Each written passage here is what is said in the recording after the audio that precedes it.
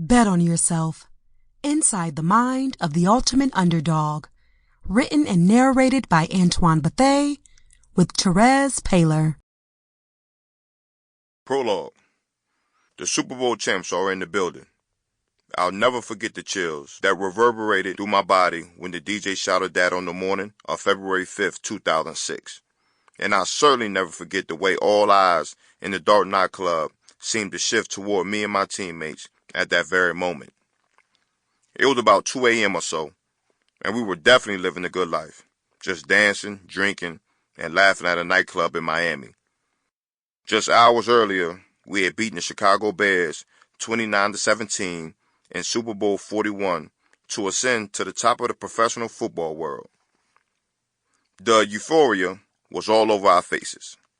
Some guys chose to celebrate this monumental achievement in a little quieter fashion, at dinner with their families, for instance.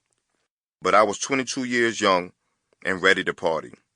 So I joined about 30 to 40 teammates at the club to celebrate a victory that was sweeter than I ever could have imagined.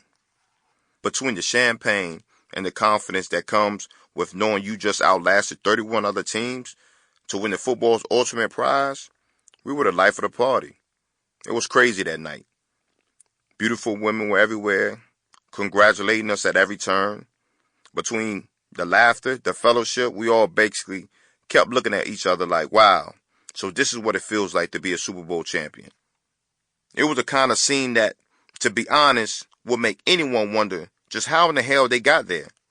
I always saw myself as an underdog, and I know for a fact I wasn't the only one who saw me that way.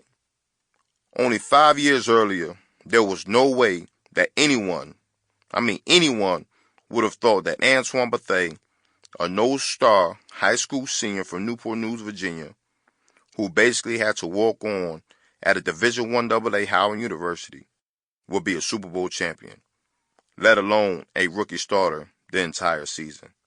But I wasn't really thinking about hows and whys then. I was conscious that this moment was special. But I didn't dwell on the journey, if that makes any sense. In that moment, all I knew was that the drinks were flowing, the people were friendly, and by God, we were going to celebrate this achievement until the sun came up. This was my reward for making it against all odds. And there was no way in hell I was letting this night end before it had to. The funny thing about winning the Super Bowl as a long shot is, after the initial high of winning it all, which lasts several months, if you're celebrating it properly, as long as you're a professional football player, you'll never stop chasing that feeling again. You begin to wonder, slowly but surely, how you did it. Then the euphoria of it all wears off little by little, day by day, until the next season rolls around and all of a sudden, you're sweating your ass off doing a May practice, wondering where the hell time went while a coach barks orders at you. Interestingly enough, I began to find that other people loved to ask me how I did it too.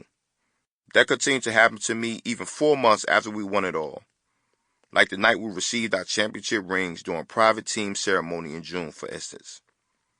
I remember sitting at a table in the ballroom of a theater in downtown Indianapolis, taking it all in as the highlights of Super Bowl season ran on a giant screen.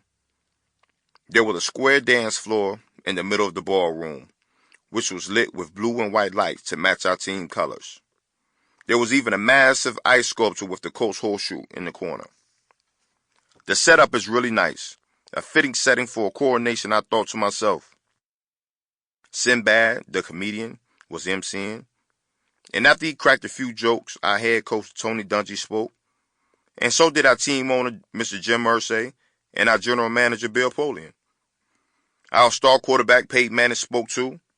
It was around this time that my big brother Alexon, who I invited as my plus one, summed up my journey to that point pretty succinctly. Yo, you're really about to get a Super Bowl ring.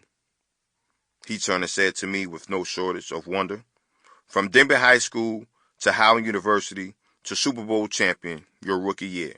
This is crazy. Did you ever think this would happen? I remember looking at him, a bit tipsy from celebratory spirits, I admit, and smiling. Nah, man, I said, shaking my head. Sample complete. Ready to continue?